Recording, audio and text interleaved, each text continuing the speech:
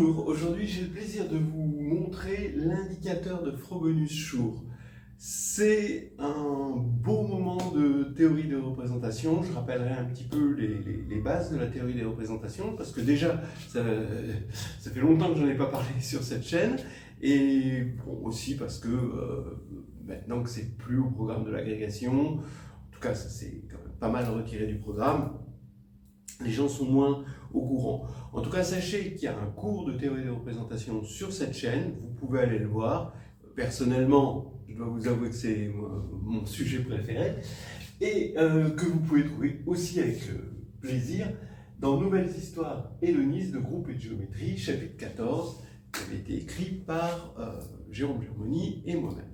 Voilà, on va commencer par un exemple pour nous éclairer à la fois sur ce que c'est que la théorie des représentations, et puis ce que l'on cherche dans la théorie des représentations, et aussi sur l'indicateur de Frobenius-Schur. Regardez, je vous présente D4. Alors D4, c'est le groupe du carré, bien sûr, mais là, je vais le voir dans GL2 de R. C'est ça ce qu'on appelle une représentation. Quand un groupe, on le voit comme un groupe de matrices.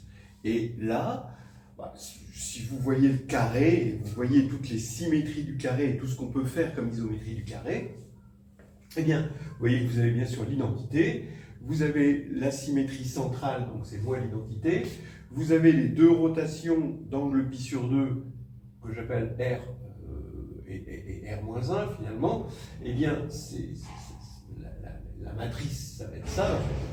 Là, ça veut dire ici que quand j'ai plus 1 ici, là j'ai moins 1, et quand j'ai moins 1, là j'ai plus 1.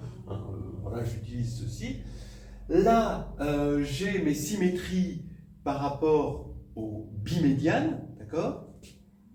Donc ça, c'est les symétries qui traversent le carré.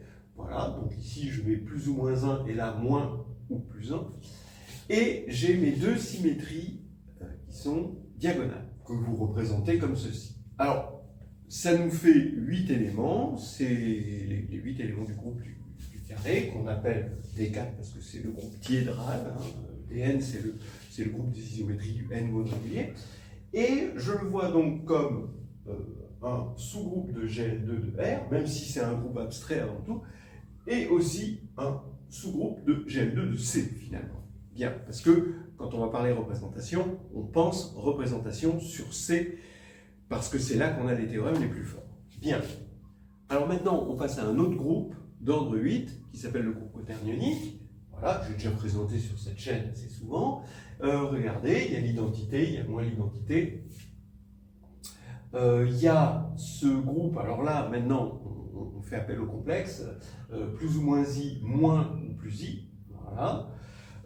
Ici, vous avez 0, moins ou plus 1, plus ou moins 1, et 0, plus ou moins i, voilà, 0. Ça fait 8 éléments en tout.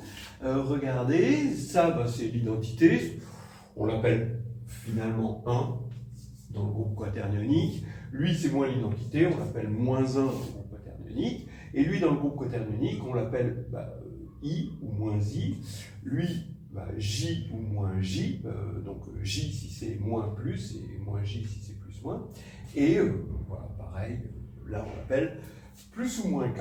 Voilà, et ça nous fait un groupe qui est un sous-groupe. Alors là, c'est pas tout à fait pareil. Vous avez H8 qui est dans SL2 de C, parce que vous pouvez là vérifier que tout est de déterminant 1. Alors que ce n'était pas vrai ici, on avait des matrices de déterminant moins 1. Et donc, on est au final, on est dans GL2 de C. Alors, pour être plus précis, on est dans un sous-groupe compact, c'est-à-dire que H8 est dans un SU2 de C, qui est un compact, donc il est de déterminant 1, et on vérifie que c'est dans U2 de C.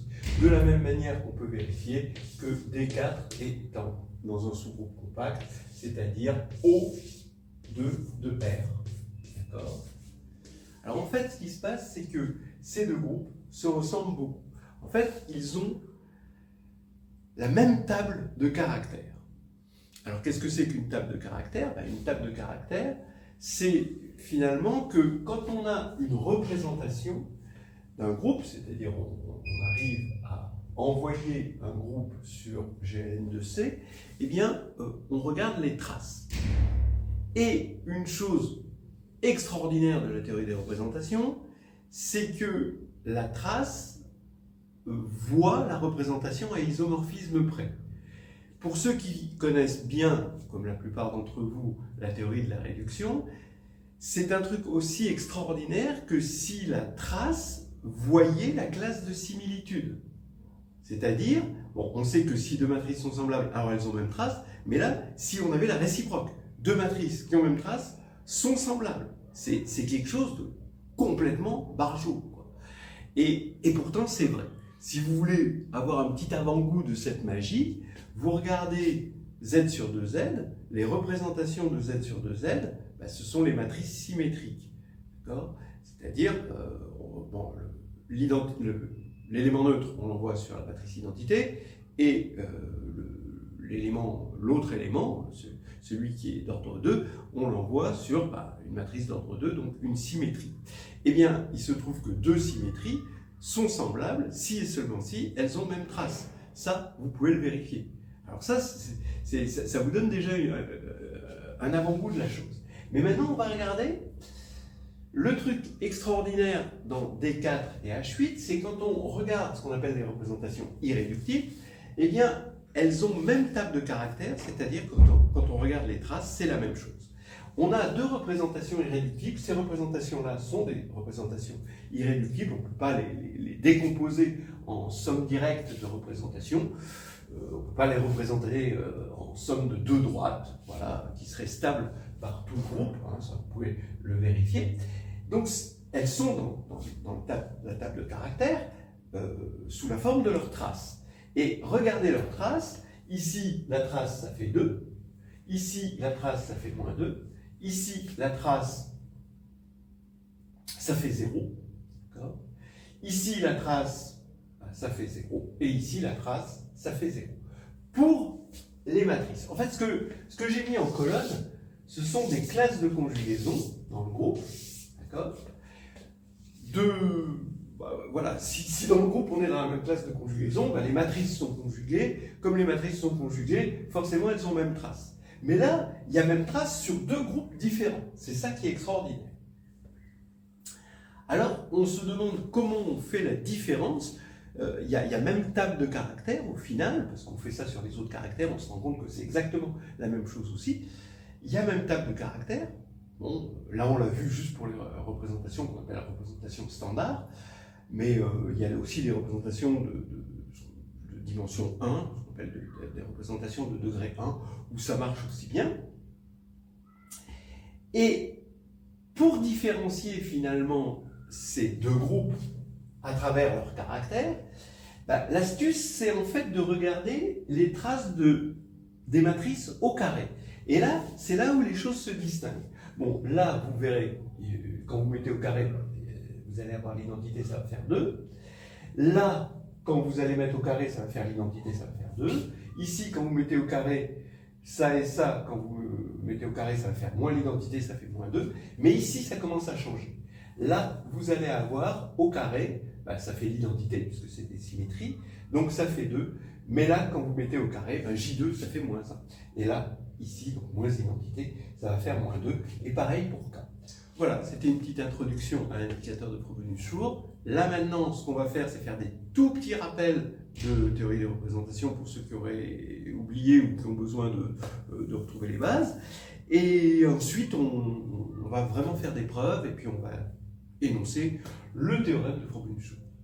Voilà, alors là, on va donner quelques outils autour des caractères, c'est-à-dire des calculs de traces. C'est des choses, bon, je ne vais pas donner toutes les preuves, vous allez normalement en avoir une petite idée rien qu'en regardant les résultats, mais c'est des choses que vous pouvez retrouver dans Nouvelles Histoires Hédonistes. Dans le chapitre 13, il y a une section qui s'appelle La fabrique des représentations, où vous allez pouvoir comprendre un petit peu toutes ces choses, mais finalement, c'est juste des calculs de traces. Voilà. Et comme vous pouvez vous en douter, la trace, c'est la rockstar du monde de la théorie des représentations, en tout cas chez les groupes finis. Regardez, hein, on va partir d'une représentation, donc ça veut dire qu'on a G un groupe fini, donc lui il est fini, hein. Rho c'est un morphisme de groupe entre G et GL de V, V c'est un espace vectoriel sur C, hein, d'accord, de dimension finie, donc V est isomorphe à Cn, et ce qu'on va appeler le caractère qui de Rho, ou tout simplement qui, on l'appellera tout simplement qui ici, c'est la trace de Rho de G. Exactement ce qu'on a fait tout à l'heure, hein, on a obtenu comme trace 2, moins 2, et puis que des zéros après. Bien, mais il se trouve qu'on peut fabriquer, à partir d'une représentation, on peut en fabriquer des tas. C'est-à-dire fabriquer, par exemple, la représentation ρ-sim sur les matrices symétriques, d'accord, sur V, hein, finalement, Sn de C, où G, l'action, hein, d'accord, comment, il suffit de regarder comment G agit sur Sn de C. Donc je prends une matrice symétrique et G.S, c'est ρ de G, puisque ρ m'est donné, ρ de G, S, ρ de G transposé. Voilà. On fait pareil, donc on voit que ça respecte le côté symétrique et que c'est linéaire évidemment. Hein, il faut que ce soit des représentations linéaires, on va dans le GL. Pareil pour les matrices antisymétriques, on a un ρ alt, G.A c'est ρ de G A, ρ de G transposé, on vérifie que c'est linéaire, que ça respecte l'antisymétrie. Vous avez la fameuse représentation contre-ingrédiente, c'est-à-dire la représentation duale. Quand on a G qui agit sur V, ben, on a G qui agit sur V étoile, sur les formes linéaires, c'est-à-dire G.phi, c'est phi de ρ de G moins 1, on est obligé de mettre moins 1 sur le truc, c'est-à-dire quand on prend un élément de V, hein, vous avez compris, si on prend un élément de V, là on met V. Voilà, donc je l'écris comme ça plutôt, voilà, je mets V en filigrane en quelque sorte. Voilà. J'ai aussi une représentation que je vais appeler ρL, en fait, pour dire V étoile, d'accord, qui va dans, donc G va dans GL des applications linéaires de V vers son dual V étoile. Alors qu'est-ce que je fais? Ben, G.V, rien de plus naturel, hein. Ici, je vais mettre mon élément en petit v, je vais lui appliquer ρ de G, mais moins 1, d'accord, comme ici. Pour que ce soit vraiment une représentation, il faut que ce soit un morphisme de groupe, hein, c'est important de mettre le moins 1 là. Ensuite, j'aurai un élément de V, donc je passe F. Là, ici, une fois que je suis passé par F, j'aurai un élément de V étoile, et là, je passe par le dual, voilà, le ρ dual de G. Donc ça me fait aussi une représentation. Donc voilà toutes les représentations dont j'aurai besoin pour mon indicateur de Frobenius-Schur. Et maintenant, il faut en calculer les caractères. Alors, on part quand même du caractère qui de ρ, hein, la représentation V. Bon, ça c'est censé être donné. Maintenant, une fois qu'on a qui, bah, si on regarde G, bah, on sait que G va s'envoyer sur ρ de G, qu'on confond souvent avec G. Hein. Si la représentation est bien fixée, ben, ρ on l'oublie et on dit que c'est simplement G. Et bah, le caractère c'est la trace, donc c'est la somme des valeurs propres, vous le savez, et c'est la somme des lambda I, où lambda I parcourt le spectre de G, c'est-à-dire de ρ de G. Hein, voilà.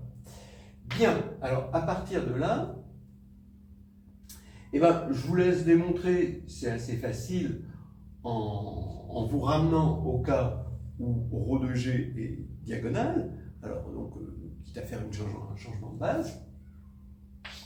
Donc, G dans une certaine base va être diagonale.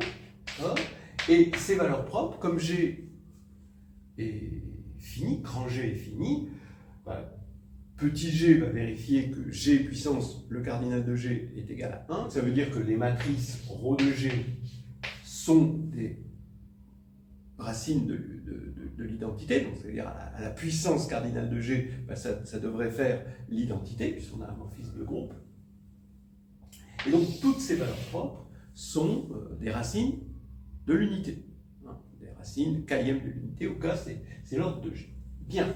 Alors maintenant revenons au caractère de la représentation ρ sim. Eh bien, je me suis ramené à G comme ceci, en changeant de base, et dans l'espace des matrices, que je vois comme matrice, mais transformée dans une nouvelle base, eh bien, j'ai une base quasi canonique de S, avec des matrices quasi élémentaires, hein, c'est les EI et les EIJ plus EJI, qui ont été transformés hein, par la matrice de passage hein, qui diagonalise G, ρ de G. Donc là, je prends I strictement inférieur à J, ça me fait N2 plus N sur 2 matrices qui vont former une base, et je regarde cette action-là sur ces matrices. Ça va me donner, donc ça va être des vecteurs propres, et donc je vais avoir des valeurs propres, et les valeurs propres, on voit que ça va être les lambda 1 carré, lambda i carré pour celle-ci, et pour celle-là, ça va être les lambda i, lambda j. Donc, quand on va faire la trace, on fait la somme de ces n2 plus n sur 2 valeurs propres, et on obtient évidemment cet objet-là, que l'on peut réarranger, parce qu'on va se rendre compte que c'est qui de g carré plus qui de g carré sur 2. C'est-à-dire, si je dois regarder qui de g, bah, c'est la somme ici des valeurs propres, d'accord? Donc c'est ça. Maintenant, ça, si je le mets au carré, bah, ça fait la somme des lambda i carré, voilà, plus 2 fois cette somme-là, quand je mets au carré, voilà. Et maintenant, si on doit regarder cette somme-là, hein, on doit extraire cette somme-là, on se rend compte que c'est qui de juste g carré, parce que g carré, c'est valeur propre, hein, ρ de g carré, hein, g carré ici va devenir ρ de g au carré, et ces valeurs propres, ça va être les lambda i au carré, évidemment. Donc, quand on va faire la somme, ça va faire ça. Donc, je suis en train d'affirmer que ce truc-là, c'est qui de g carré plus qui de g carré sur 2. Voilà. C'est pareil pour qui de ρ alt, sauf que la base, ça va être qui EEIJ moins EJI pour I strictement inférieur à J, et il n'y en a que N2 moins N sur 2. Et donc, on va avoir ici tout simplement somme de I strictement inférieur à J, de lambda I, lambda J, qui de G le tout carré, moins qui de G carré sur 2. Voilà. Donc, il y avait un plus là, et là il y a un moins. Pour ce qui est de ρ dual, c'est bien connu. On va travailler dans la base duale de la base des vecteurs propres de ρ de G, et on va avoir une somme des valeurs propres, ça va être les lambda I puissance moins 1. Donc une somme de lambda I puissance moins 1 quand on prend la trace. Mais comme les lambda I sont des racines km de l'unité, où k c'est l'ordre de G, eh bien les lambda I moins 1 c'est des lambda I bar, ce qui est très pratique parce que ça nous permet de mettre un bar sur toute la somme, et on retrouve qui de G bar. Voilà, maintenant une dernière remarque sur les caractères. Quand on va regarder le caractère maintenant de L de V, V étoile, ici, ça va être, on va montrer que c'est de la même manière une somme de lambda I bar à cause du V qui est ici, lambda J bar à cause du V étoile, mais qui est ici, d'accord? Parce que là, c'est comme si c'était un dual, hein, le fait que V soit à gauche. Et là, on va tomber sur qui bar de G au carré. Ok, ensuite, je termine sur deux petits résultats classiques. D'abord, ce qu'on appelle VG, c'est les invariants, c'est les petits V dans le genre V, tel que ρ de G sur V est égal à V, quel que soit G dans le grand G, on appelle les invariants.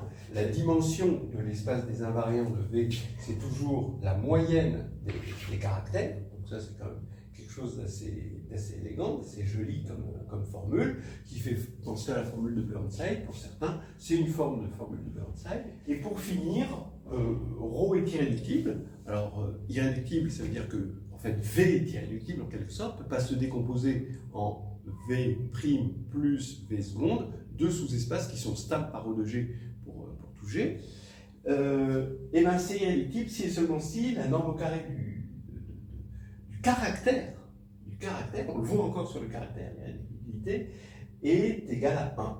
Alors, la norme au carré du caractère, c'est la moyenne des modules au carré hein, des caractères de G. Effectivement, vous l'avez vu tout à l'heure, quand on avait D4 et H8, les caractères c'était 2, moins 2, et puis après 0, 0, 0, que des zéros pour les autres. Eh bien, qu'est-ce que vous faites si vous voulez calculer la norme au carré du caractère? C'est la moyenne de quoi? Vous prenez 2 au carré, ça fait 4, moins 2 au carré, ça fait 4, 4 et 4, 8, le reste c'est que des zéros, donc ça fait 8, et vous divisez par le cardinal du groupe qui est 8, 8 sur 8 ça fait 1, et je vous avais dit qu'on avait, et puis c'était très visible à l'œil nu, on avait des représentations irréductibles. Voilà. Bon, ben, après ces rappels, je vais enfin parler de l'indicateur de Frobenius-Schur et faire un petit peu d'épreuve. En fait, le principal truc, c'est de se mettre tout ça en tête, et j'espère que ça n'a pas été trop indigeste. Alors voici le théorème de Frobenius-Schur et son indicateur. Soit ρ une représentation irréductible, I-ρ c'est la moyenne, non pas des qui de G, mais cette fois-ci des qui de G carré. Ce qui faisait tout à l'heure la différence. En fait, c'est qui de G carré. Eh bien, ça vaut forcément 0, 1 ou moins 1. Alors, qu'est-ce que ça indique? Eh bien, I-ρ égale 0 et I-ρ égale moins 1, ça veut dire que la représentation ne se réalisera pas sur R. On ne pourra pas la voir comme un objet, comme par exemple un groupe d'isométrie, vous voyez, du carré, comme tout à l'heure. Bon. Elle se réalisera sur C, évidemment, mais pas sur R. I-ρ égale 1, alors elle se réalisera sur R, et c'est un si et seulement si. Maintenant, quelle est la différence entre 0 et moins 1? C'est I-ρ égale moins 1, ça ne va pas se réaliser sur R, mais ça va fixer une forme alternée. Alors, regardez la chose qu'on a vue sur D4 et H8. Sur D4, on fait le calcul des qui, cette fois-ci, de G carré. Et là, on tombe sur 2, bon, pour l'identité. Pour moi, l'identité, 2 quand on met le carré, hein, évidemment. Pour les deux rotations, on a moins, donc il y a deux rotations, donc j'ai multiplié par 2, et là, j'ai moins 2. Ensuite, pour les symétries, au carré, ça fait l'identité. J'ai deux symétries médianes, bimédianes et deux symétries diagonales. Donc, ça me fait tout ça. Donc, ici, je vois que j'ai 8 sur 8, ça fait 1. Pour H8, par contre, on tombe sur 2 plus 2, moins 2 fois 2, mais après, c'est moins à la place de plus ici. Et là, on tombe sur moins 1. Et qu'est-ce qu'on avait constaté? C'est que D4, lui, se réalisait sur R. Oui, c'est l'indicatrice de Frobenius-Schur qui le dit déjà. Et H8 ne se réalise pas sur R, ici, sur R2, hein, finalement, mais se réalise sur C2 en étant dans SL2, c'est-à-dire que le déterminant définit ici une forme alternée, hein, d'accord, une deux formes alternées. Et donc, le fait que le déterminant soit 1, ça stabilise le déterminant, donc ça stabilise, ça fixe la forme alternée ici, qui est la forme alternée déterminée. Regardez ça, ce théorème, non seulement la trace caractérise des classes de similitude de représentation, cette petite trace, quoi, juste cette somme de diagonales, mais en plus, elle va voir si ça se réalise sur R ou pas. Vous voyez, on aurait imaginé même pas ça en rêve, quoi. Et ben ouais, regardez, on va commencer la preuve. D'abord, j'appelle petit r, donc j'ai fixé ma représentation V, hein, ρ, V, et R, c'est la moyenne des qui de G carré plus qui de G carré sur 2, quand j'ai parcours en G, et A, c'est pareil, où je remplace plus par moins. Bon. Donc ce que je remarque, c'est que mon indicateur de Frobenius-Schur, c'est juste R moins 1. Voilà. Mais, en l'écrivant comme ça, R, c'est facile, parce que R, on reconnaît, puisqu'on fait la moyenne des caractères de la représentation symétrique, ρ-sim, eh bien, d'après ce qu'on a dit tout à l'heure, R, c'est la dimension de sim V, G, donc des G invariants de sim V, qu'on interprétera après. Hein. A, de la même manière, avec le moins, c'est la dimension des G invariants de alt V, c'est-à-dire des matrices A, quel que soit G, ρ de G A, ρ de G transposé, est égal à A, hein, finalement. Bon, après, on donnera une autre interprétation. Bien. Et si je dois faire R plus A, bah, j'ai les symétriques plus les alternés, bah, ça me fait toutes les formes bilinéaires possibles sur V. Donc R plus A, c'est la dimension de bil V de G, puisque sim V est invariant par l'action de G, alt V est invariant par l'action de G, bah, ça veut dire que ça reste en somme directe quand on prend les G invariants, donc on peut sommer les dimensions. Bien. Maintenant, regardez, R plus A, c'est aussi, si on doit regarder R plus A, c'est aussi la somme, ben c'est la moyenne des qui de G carré. D'accord? La moyenne hein, sur grand G, puisque ça et ça a disparu, et ça s'est sommé. Et ça, on a vu que c'était le caractère, donc c'est la moyenne des caractères de L de V, V étoile. Attention, on avait vu qu'il y avait une barre dessus. Attention. Mais, puisque on a fait la moyenne, c'est les G invariants, c'est une dimension des G invariants, et donc, entre autres, c'est barre invariant, puisque une dimension, c'est juste un réel. Donc, si vous voulez, je suis en train de dire que quand je vais regarder dimension de L de V étoile G, eh bien, c'est la somme, voilà, c'est la moyenne, d'après ce qu'on a vu, de ce qui de G barre au carré, d'accord? C'est cette moyenne-là pour G dans grand G, mais comme ici c'est barre invariant, je peux enlever le bar, et quand j'enlève le bar, j'ai bien ça. Donc, très bien. J'ai ces formules-là, je les mets de côté pour l'instant. Maintenant, qu'est-ce que c'est que LVV étoile G? Eh bien, par définition, c'est les G invariants dans les applications linéaires entre V et V étoile. C'est-à-dire F appartient à L de V étoile. Étant donné l'action que j'avais mis sur G, être G invariant, ça veut dire que ρ de G rond F est égal à F rond ρ de G. Évidemment, j'ai oublié de mettre quel que soit G dans G. Voilà. Donc maintenant, si V est isomorphe à V étoile, comme V est irréductible, il n'y a pas 150 morphismes de groupe. Les morphismes de groupe, ils sont soit nuls, soit iso. C'est ça l'irréductibilité. Et le lemme de Schur nous dit qu'il n'y a qu'un seul homothétie près isomorphisme entre V et V étoile. Ça, c'est le lemme de Schur dans la théorie des représentations. C'est le truc basique. Et donc, ça veut dire que la dimension de L de V étoile G, les isomorphismes de représentation entre deux irréductibles, dans ce cas-là, c'est 1. Il y a un isomorphisme, oui, mais il est unique à homothétie près, c'est-à-dire que R plus A, donc cette dimension, c'est égal à 1. Ça, c'est le lemme de Schur. D'accord? Ça, c'est le lemme de Schur. Et maintenant, plus facile, si V est non isomorphe à V étoile, donc ça veut dire que la seule possibilité d'avoir une application entre V et V étoile qui soit G invariante, comme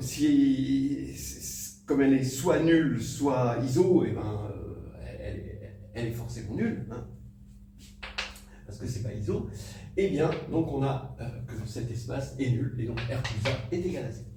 Voilà. Revoyez le lemme de Schur si ça ne vous a pas semblé clair ce truc.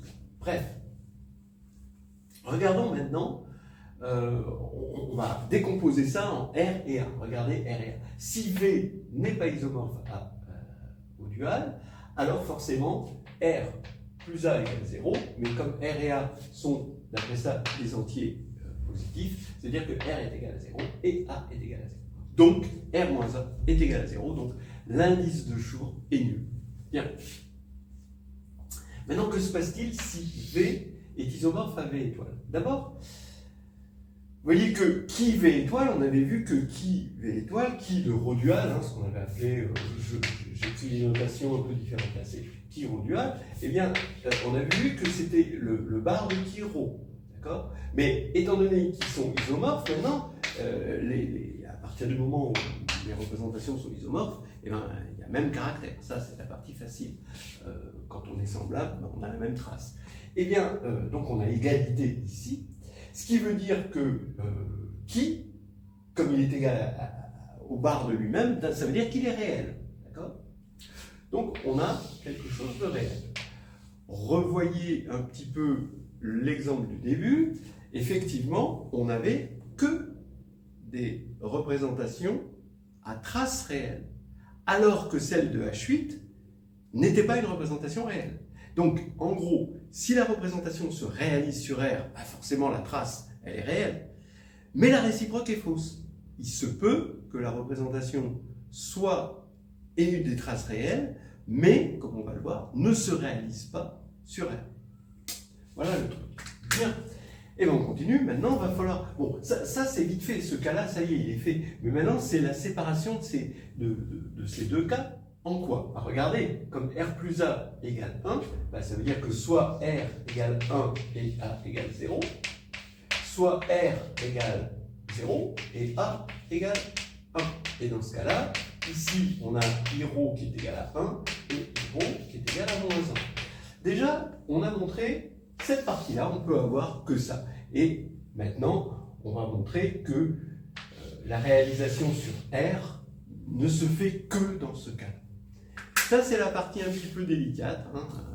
On va attaquer. Donc, ce que l'on sait maintenant, c'est que à partir du moment où on est dans ce cas-là, on a qui V dans R, donc le qui rho. Le caractère est à valeur réelle. Bien. Et c'est là que l'indicateur vaut 1 ou moins 1. Bien.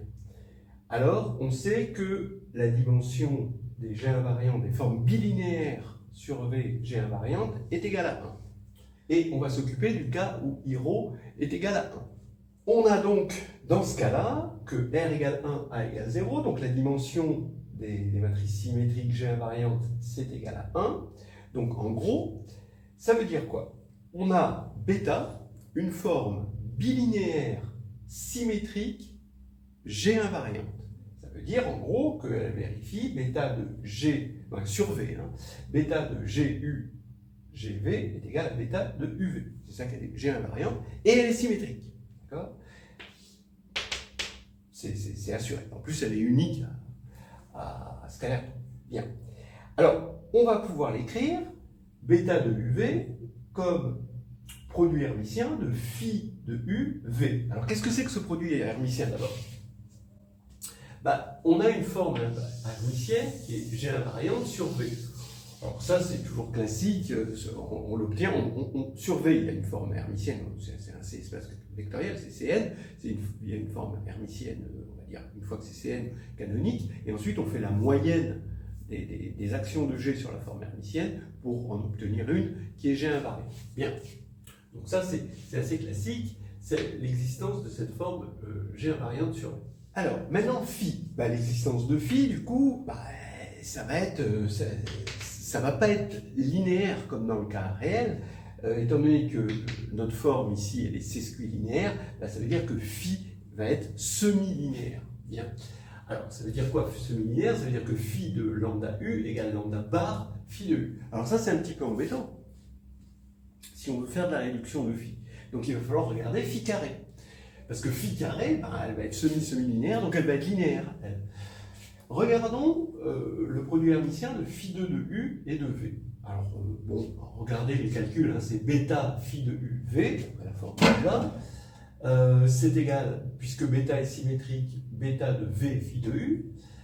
C'est égal, je reprends la formule là, la forme hermitienne de phi de V, phi de U.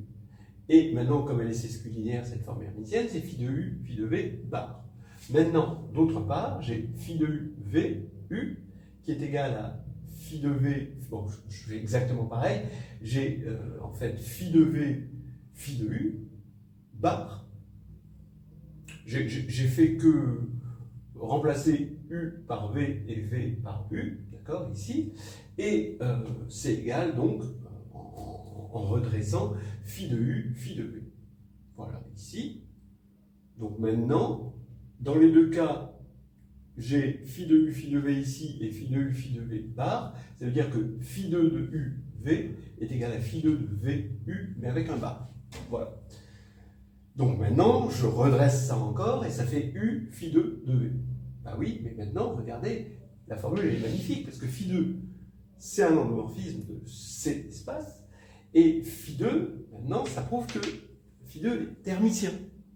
En plus d'être, étant donné que bêta est G invariante, la forme hermitienne là-dessus qu'on a mise est G invariante, donc phi 2, ben, phi est G invariant, donc phi 2 est G invariant aussi.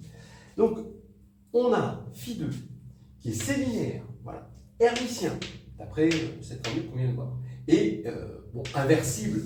Pourquoi inversible? Parce que son noyau est nul, parce que son noyau, ce serait une sous-représentation, on travaille sur des représentations irréductibles, donc c'est soit 0, dans ce cas-là c'est bon, soit tout V. Mais si c'était V, alors bêta serait nul. Or, on a pris une forme symétrique évidemment non nulle, hein, puisqu'on peut se le permettre. Voilà. Donc bref, c'est inversible.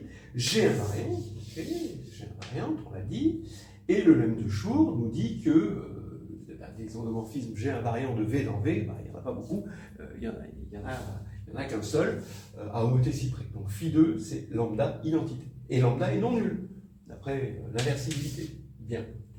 Donc maintenant, je remarque que comme c'est hermitien, ben, lambda appartient à R, hein, comme c'est hermitien, et je vais identifier V à Cn et en fait à R puissance 2n, bien sûr.